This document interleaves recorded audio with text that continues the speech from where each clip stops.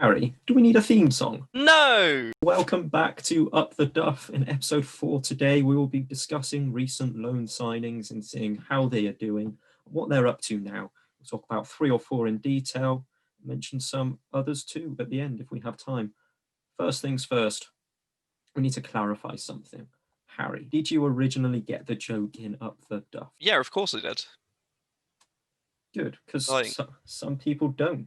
I've been asked, Ben, it's a good name. Why is he pregnant? Because Up the Duff is slang for pregnant. That's why we have a pregnant Duff. Well, we've updated it to make it look more professional. Yes. It's not just us being weird. There is a definite age gap in that, though. Younger people I've found don't get it, older people do, which is interesting. But anyway, let's get into the Joe Rhoden experience. Would you like to start us off? Yeah, sure. Why not? So yeah, as we said, going to do a few loan signings in depth. The first of which I thought we'd go for more recent one, and I decided to pick Owen Evans. It's especially apt after last night's Newport game. I did get a message during the match from a Newport fan I went to uni with going, what happened to Owen Evans? And I cried a little bit. Yeah, Owen Evans was a fantastic keeper last season, obviously stepped up into the position of Scott Flinders while he was suffering that horrible broken leg that he sustained against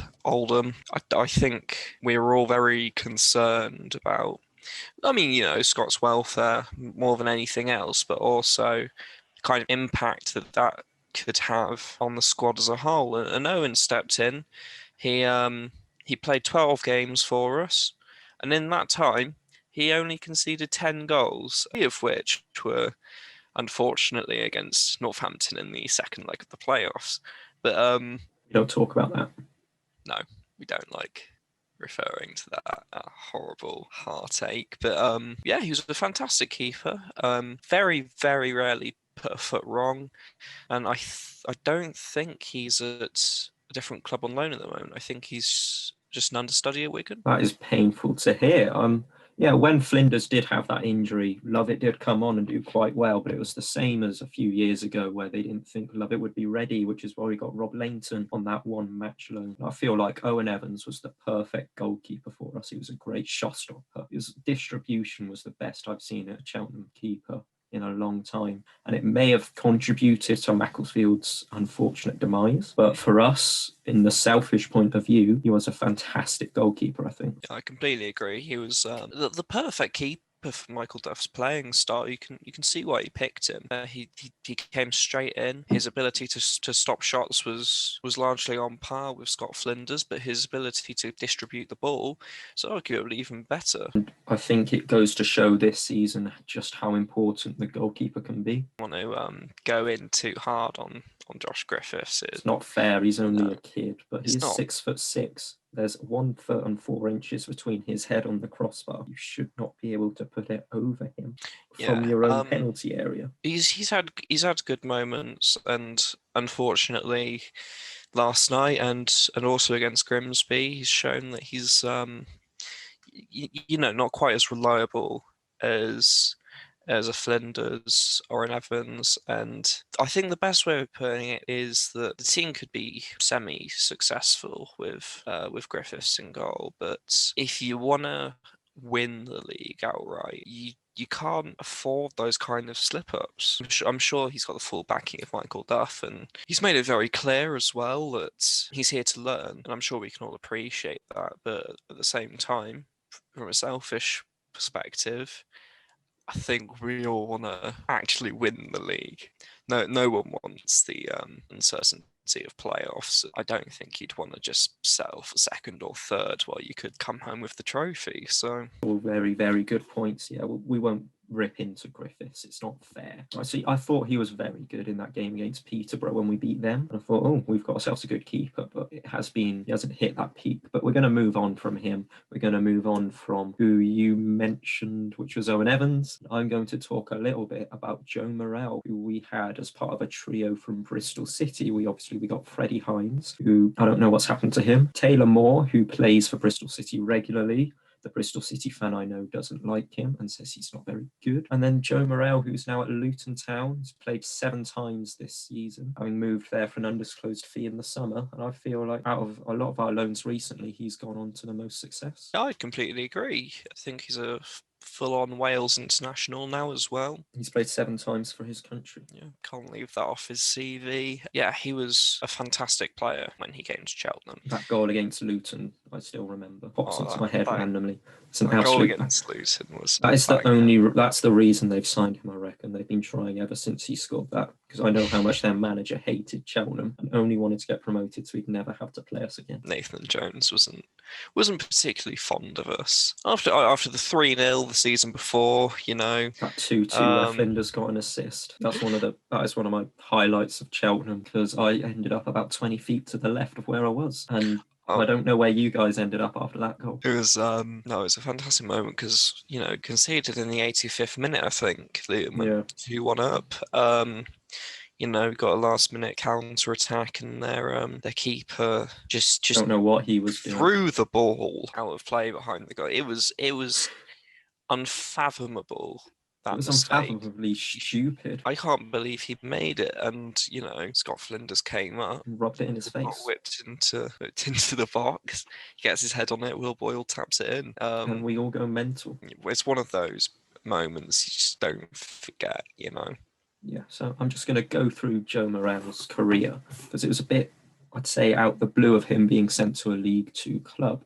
Obviously, it's the Johnson & Johnson mix, not the shampoo that manages. So Joe Morrell's first loan was in 16-17 to Sutton United. He only played 3 times. The same season, he went to Margate, which was the tier below. He only played twice. And then, out of nowhere, I suppose, he makes 39 appearances, scoring 3 times for Cheltenham in the 17-18 season, which I feel was quite good for him. Then he goes up a league again, plays 32 times for Lincoln in what is the height of their history, pretty much. This is their peak. And obviously, he's got that move to Luton Town. He's only played 4 times for Bristol City. It seems like Bristol City wasted his ability. Like he was a small man, and I feel like perhaps they were worried he's not physical or strong enough for the Championship. But Luton have just shown, no, he's good enough. He'll play. Have that, Bristol. Yeah. And that is that for Joe Morrell. Who were you going to talk about next? I was going to talk about another player who had their breakthrough at Cheltenham, and another one from last season as well, Jacob Greaves. He's been flying. He is a fantastic player, and he's flying very high with Hull City this season. You know, they're top of League One, I think. It's very tight at the top. Definitely in the title race, though, and he's been making a lot of appearances for City, just like his dad did as well. It remains to be seen if he'll show them that kind of loyalty too.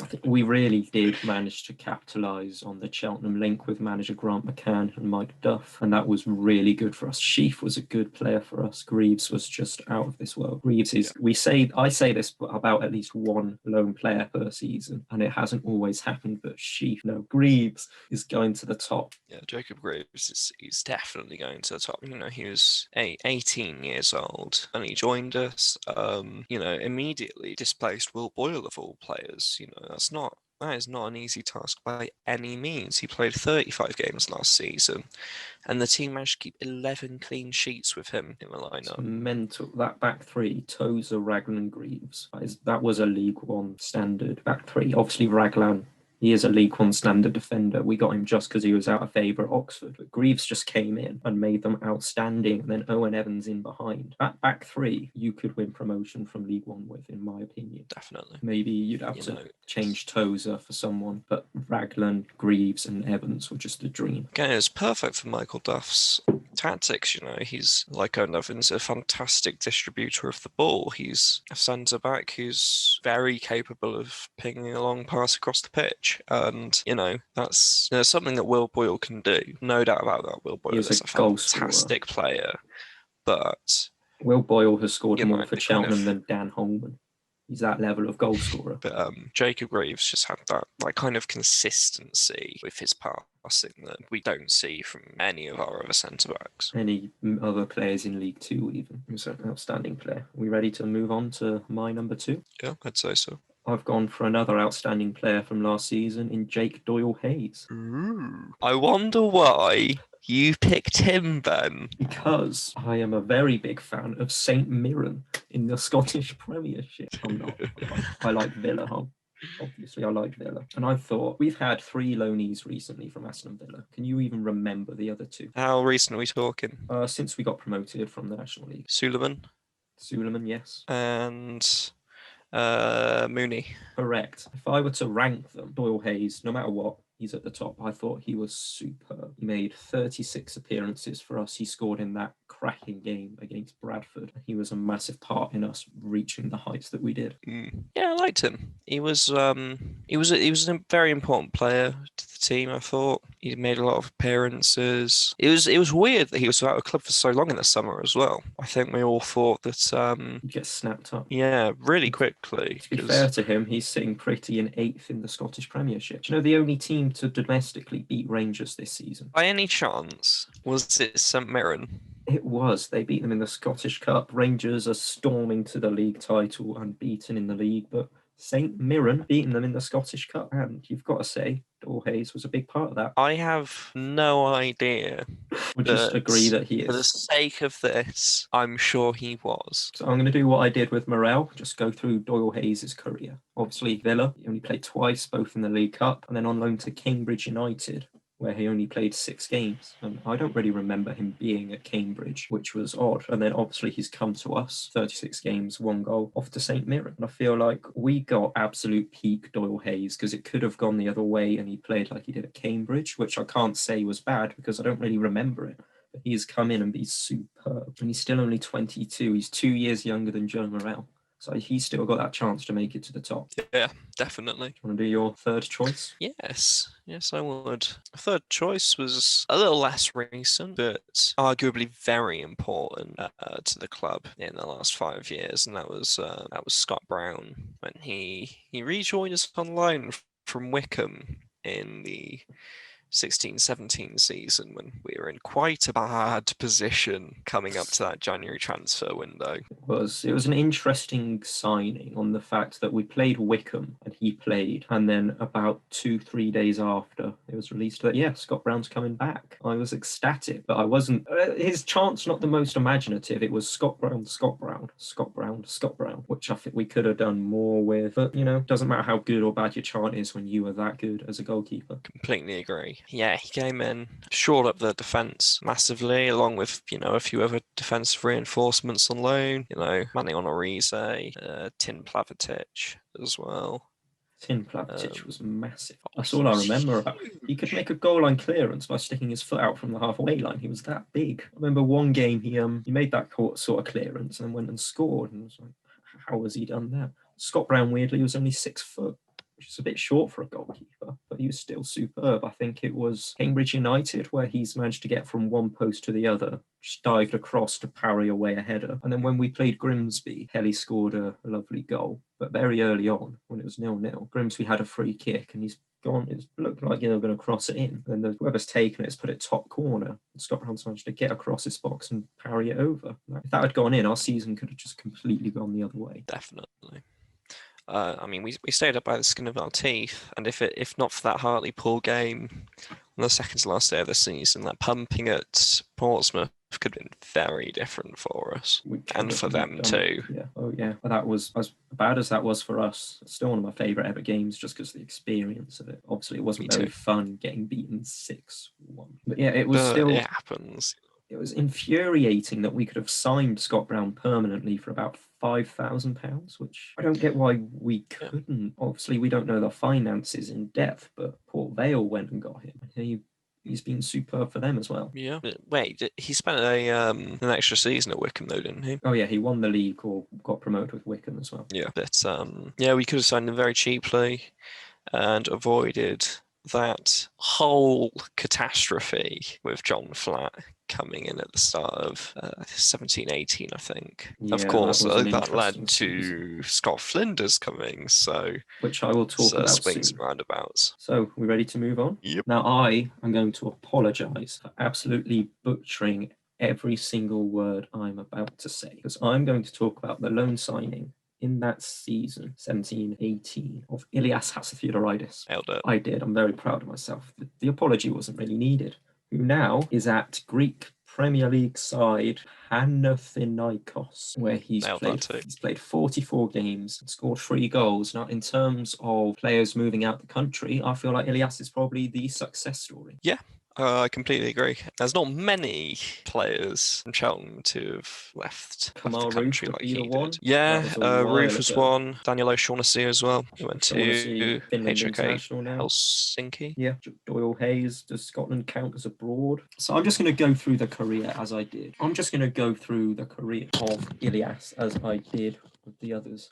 And there's more room for butchering. Now, he started his career at Maskalathiakos, where he was a youth player, obviously in Greece, which is where he's from, before getting involved with the Arsenal. I don't know if that's how you say Arsenal. Academy over there, before being brought over to England, where unfortunately it didn't really happen for him in North London. But he did get signed for Brentford B before getting sent out on loan to us. I think he was okay. That's all I can. This may be another controversial, but I feel like our squad in that season was the best we've had in recent years. We just didn't do anything with it. We had Harry Pell, Mo Issa, Brian Graham, Joe Morrell, Scott Flinders, Forster, the other one, and Joe Rhoden. How did we not finish above where we did, which I think was 17? How were we even in a relegation battle with a squad like that? A squad who was good enough for the Scottish Championship, because that's where those players are. Premier League now, Championship over here. The other one's not really doing anything because he's not nice and we don't like him. Well, I mean, when you look back on that little period after we got back into the Football League, there's one common denominator in all of our failings. I think you know, Ben, and I think a lot of people listening also know. It's because it was the Auto Village stand, not the Speedy Skip stand. Oh, I didn't think of that, Harry. Very good point. But no, we massively underachieved with that 17-18 squad. It was a mess. Yeah, a fantastic squad. See, something I find incredibly odd is during that time we played a very similar system to what we do now. We had 3 centre-backs. Johnson used 2 full-backs rather than Duff's wing-backs. Johnson was very much a back 5, Duff is a back 3, but we had the 2 strikers, we had the one in behind. Very similar. It just goes to show what small changes and a manager can change, which was good. And just finishing with Illias, he's signed a 3-year deal at Panathinaikos, but his 1920 season was ended by injury, but apparently he's been good enough to get that new contract, so fair play to Mr. Chatzeodoridis. Got anyone else to talk about? You're just stroking your ego now, Ben, aren't you? What, just because I can say Illias Chatzeodoridis? Yes, I am. Probably do a few noticeable for me. One standout I thought about was Jake Andrews. Not necessarily on the whole, but for that one specific performance at Swindon away. When he got subbed off, I think towards the 70th minute, I think it might have been for Sammy Odalusi. He was given a standing ovation. He was absolutely brilliant that day. On the whole as well, not just for the free kick, but the free kick was the standout thing. I can't think of many natural free kick takers. Well, we haven't had a free kick taker. I didn't phrase that right. I can't think of many free kick takers as natural as Jake Andrews. Chris Clements and Chris Hussey are both decent at set pieces, but they're not just the same. Jake Andrews' ability to score a free kick is unparalleled at this sort of level. Which is odd because he did it once. We saw a lot of videos of him banging free I'm glad that we, for once, had a free kick during the rounds online that went in, because I saw that free kick from the National League yesterday. It's doing the rounds again. But as per, always Jake Andrews is now at Torquay, probably going to win the National League. We might see him next year if we're in the same league, which I hope we're not. I'd like to be in League One. Maybe we'll get them in the Papa John's or, I don't know, Screwfix Trophy, Tesco Home Delivery Cup, whatever they decide to call it. And well, I mean, given what happened last time, Gary Johnson got a National League side promoted to League Two. I'm not sure just how well that's going to go for them. My only worry is we are now the kind of side that a Gary Johnson side will get house. Like when we beat Mansfield, when we beat Colchester, when we did all that, those results against Luton, we are now that good footballing side that he preys on. Cast our minds back to before the Football League era, breaking the rules a bit, I know. Dylan Phillips. What a man. Fantastic. Got one of the best loanees we have ever had, which is weird because he only played about half a season because of his injury, but he was that good. I guess you could say, as far as loan signings go, he was a Cheltenham Town legend. Yes, I do believe he was very, very good for us, a massive part of winning the league. He was just superb. As far as a loanee can, I don't think a loanee can become a legend unless we were to get someone insane on loan who single-handedly wins us the league. But Dylan Phillips was as close as you can get. I do believe he's at Cardiff now. Yeah, I think so. I'm not sure if he's starting or if he's an understudy, but he's finally departed Charlton after many years there. He obviously came through their academy as well. And now, after all that, we're going to touch on Joe Rhoden, because not only did I forget to research him originally, despite having this name in the works for weeks, we've almost forgotten to talk about him in the actual episode. So, Mr. Rhoden, a Welsh centre-back. During that season, we had Illias Chatzeodoridis, the kind of Panathinaikos player. Joe Rodon has gone on to do very well. He's played in the Premier League. It was something like a £10 million move, or it might rise to that. 5 appearances for Spurs. He played against Marine. Welsh international very soon, I imagine, if not already. But he only played 12 times for us. Yeah. How about that? Which was just, he played against us, the only time we've lost to an academy side in the Checker trade. And we brought him in on loan and not really used him much. I can't remember him standing out, probably because of the game time, but definitely I wouldn't have thought, yes, that man's going to be in the Premier League soon, because were Swansea a Premier League club at the time? I think they were a Championship club at the time. Yeah. But I certainly remember there being a lot of fanfare around him from the Swansea fans. Just didn't quite get the opportunity to, totally show himself off when he came. But, clearly in the last 4 years, Swansea gave him the time that he, deserved. Yeah. Especially at Cheltenham, and he's gone on to much greater things. Fair play to him. It's always nice, no matter what, to see a lone player go on to better things, because we get to say we played a part in that. You see what Antonio ended a man's career last night against West Brom. Not last night to you lot, last night for us. We're recording this on the Wednesday. Obviously Antonio, Jack Butland, who was a Premier League regular, England international, not so much now, but still quite good. And these players are doing fairly well for themselves. They really are. It's very, very good to see them live up to the hype, as it were. A lot of young players, when they do go out on loan, it comes with a bit of a reputation in the academies, in youth football, and it's about whether or not they can actually hack it at proper men's game. And if they can do it at Cheltenham, they can do it anywhere. You could have that technically brilliant player, might be the most technical able player, for example, at the Invincibles at Arsenal. If you get bullied on the pitch at a League Two club, it is going to knock your confidence, and you might be absolutely brilliant, but you have to be able to cope with the physicality of the men's game. And I feel like that's where a lot of players just fall down and fall off. Yeah, I completely agree. You look at someone like Jacob Maddox, for instance. He was great on the ball. He's very reminiscent of Joel Sellers season before as well.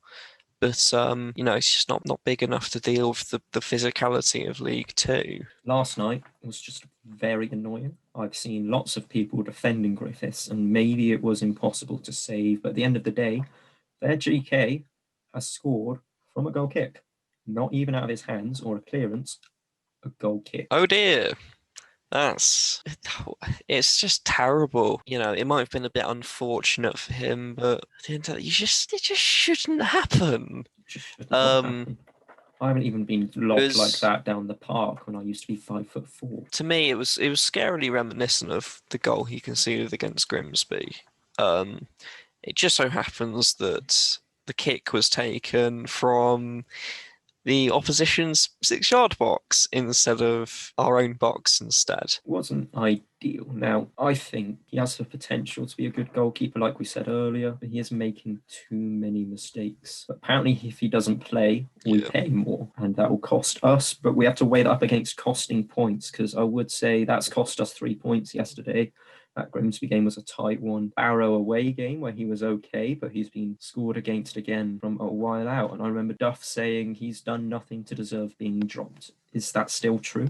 Michael Duff's in a much better position to make that decision than me. Absolutely. But yeah, I said that Duff sees him in training. Griffiths might be a superb goalkeeper. It's just his young age, his inexperience. I really hope he can kick on and do really well. It would be nice to see him be successful. But there have been a couple times where it has been very annoying to watch. But, you know, aside from his mistake, it was a very promising performance against Newport last night. We promising but frustrating. Dominated score. Yep, we dominated them all over the pitch, and yet again only scored the 1 goal. That's enough if you keep a clean sheet. Obviously, we didn't.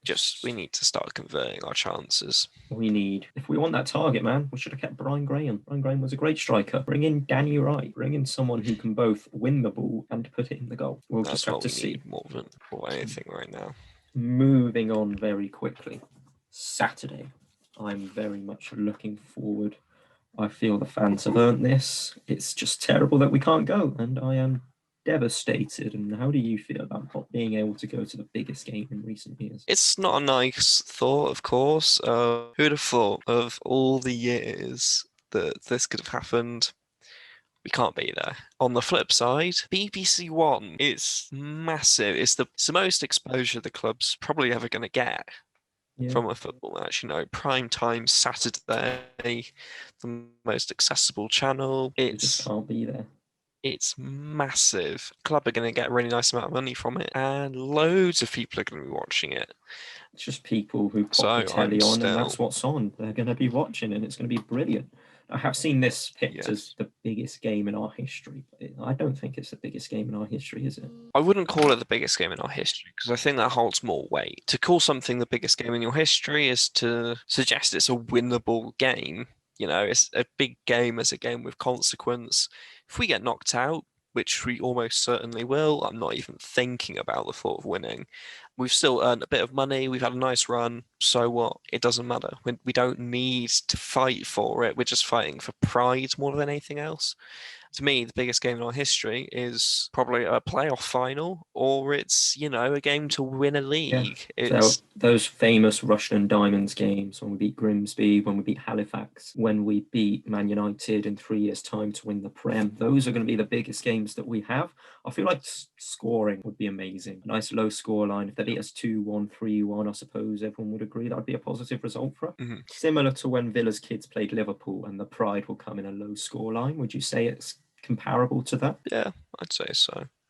I think that we'll lose first and foremost, but I think we'll lose nicely. I think that the kind of, you know, the kind of passion and work ethic will really come through here. I think we won't concede loads. I think we'll concede about 4. My only fear is we manage to get it to 0-0 at the 90th minute and they slot home at the back post.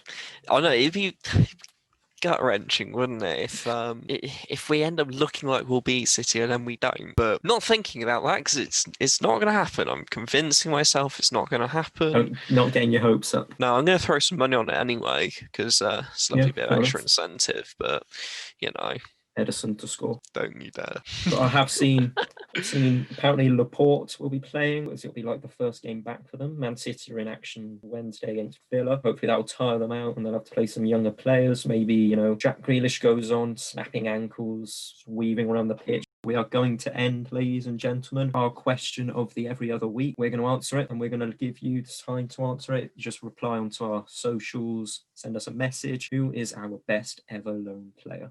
Who do you think, Harry? It's probably Scott Brown, to be honest. I'd say so. Scott Brown, he kept us up. 300 appearances for the club. Obviously, we're taking into account what he did before, but even just that loan, he did keep us up. So I'm confident in saying Scott Brown. And Scott Brown has the rather Completely agree. interesting record of being one of the only players to be listed as the number one for both teams on a matchday programme when we played Wickham away. Yeah. I think, Harry, we are done. Is there anything else you'd like to say? No,